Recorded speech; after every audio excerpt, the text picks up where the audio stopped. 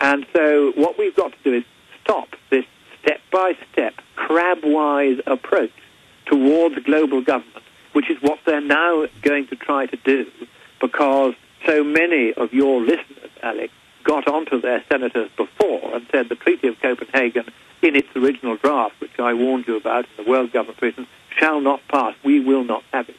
So many of you actually did that the Democrat senators in particular got in touch with President Obama and said, we can't have this. We're not having it. We'll never get it through. We'll never be voted for again if we throw away the democracy for which our people at Gettysburg died, and our people are still dying for it. Our gallant troops now, yours and ours, in Afghanistan and in Iraq. And these lives must not be thrown away in vain. Government of the people, by the people, for the people, that is what the United States is all about. And any administration that tries to transfer power away from the Congress that you, the people, elect, towards some alien, bureaucratic, centralist, dismal dictatorship somewhere else, is, as you have rightly said, committing high treason and should be flung from office and impeached. Am I putting this too strongly, do you think? No, sir. And I've noticed you have a great knowledge of our system of government here, but being a lord in your system of government, in your system, when you have Gordon Brown saying, I don't care if the nations didn't sign on to this, I'm setting up this fund, and we'll now have Europe, the UK, and the United States and Canada, New Zealand, Australia, and others, he calls them the Commonwealths, sign on to this and start putting money into what he and others have called global governance, global government. I mean, that is open tyranny.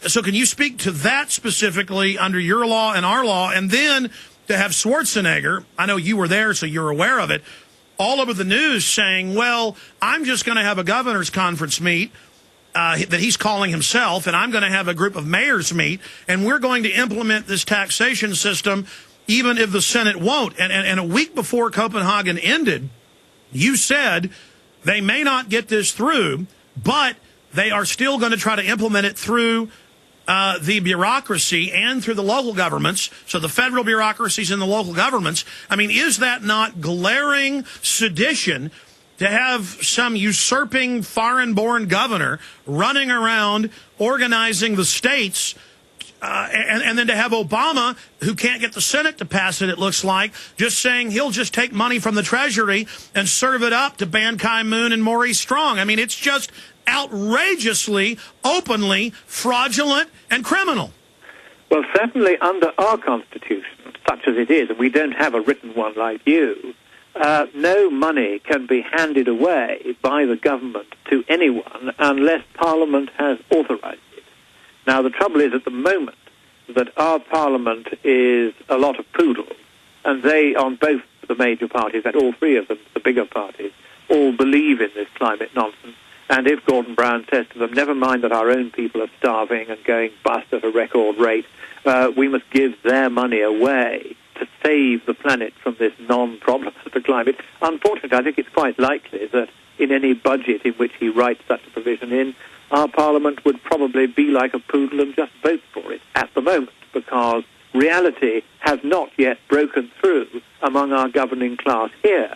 Now, in the United States, I'm less familiar with exactly what powers the President has under his executive authority to allocate money from the Treasury or the Fed to whatever project he fancies, but I think I'm right in saying... Sir, it's totally illegal. He can't do it, and Congress is already saying that. 18, it was 14, now 18 attorney generals are saying they may file suit over not just that, but his health care. I mean, everything he's doing is unconstitutional. I think this often happens on the left these days. He knows that Obama knows from his plummeting ratings in the opinion polls that he's not long for this world. He will be a lame duck president from this December once the midterm elections for the entire House of Representatives as well as a third of the Senate have been held. He knows this now. And so in panic, he is trying to do what the left always do, which is pay no attention to the Constitution, use taxpayers' money to fund his friends and to set up various bureaucracies that will go on representing the extreme left Marxist point of view, even once he has been deservedly flung out of office. But I'm hoping that if you've got as many as 18 ex-attorneys general willing to file suit and say, just a moment, you can't spend taxpayers' money without the authorization of Congress, then even Obama's poodles on the Supreme Court, which at the moment seems to me just about the weakest part of your Constitution, because it's not upholding the Constitution in the way that it should, I don't think even they can go along with Obama's antics with the taxpayers' Got to hold it there, Lord Monckton. We'll be right back.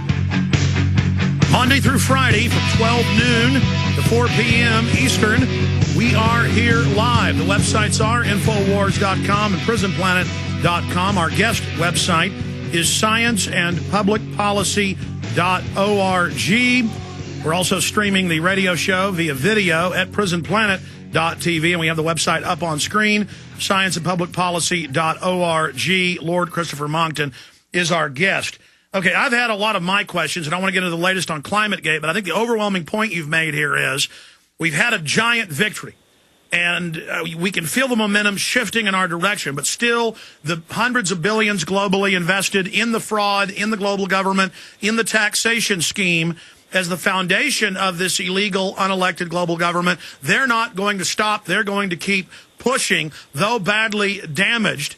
And so it's up to the people to contact their senators, their representatives, their state leaders, and say, no, no, no. Please continue, Lord Monckton. Then let's get into ClimateGate, the latest developments there. Yeah. First of all, just to get the point of what you need to say now when you talk to your representatives, say that if there must be any kind of global government, it must be elected by the peoples of the world and not appointed by governments or by bureaucrats. It's got to be elected, and that will stop the nonsense faster than anything. So now, on to the latest on ClimateGate. I've now heard from the chairman of the independent inquiry into ClimateGate, because I wrote to him and said, look, I want to give evidence of this. He says that he's just about to appoint a team to look at who's going to give evidence and who isn't, and at that point they'll get back to me. So that is slowly happening. More interestingly, arising out of ClimateGate, there is now a general mood in the air that those who have been peddling this climate scare for so long and who have quite wrongly claimed the moral high ground are now losing it, not only because the science doesn't work out, not only because there's no economic case even if the science does work out, not only because even if we had to have something to do economically with this, we don't need a global government to do it.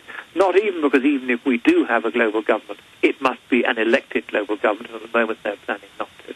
But the reason why they've lost the moral authority, above all else, is that it is becoming apparent that you are quite right, Alex, when you use words like criminal and fraud about what's going on.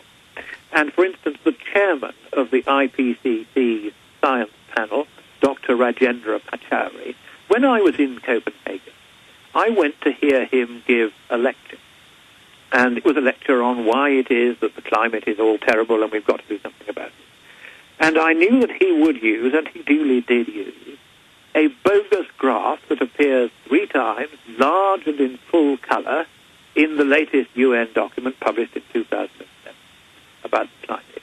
An entirely bogus graph, which was created using a false and well-known false and fraudulent statistical technique to try to pretend, quite falsely, that the rate of warming is itself increasing. And I confronted him as he arrived at that lecture and handed him a detailed letter from me explaining what was wrong with this graph, telling him not to use it, and asking him to get back to me within 48 hours to say that that graph would no longer be used, either by him or by the IPCC, and that this kind of fraud would in future be desisted from. I also raised a question at the end of his speech, having seen him use the graph, saying, look, you've used it again, and this is a bogus graph, and I'm going to give you 48 hours to get back to me. He didn't get back to me, of course, in 48 hours.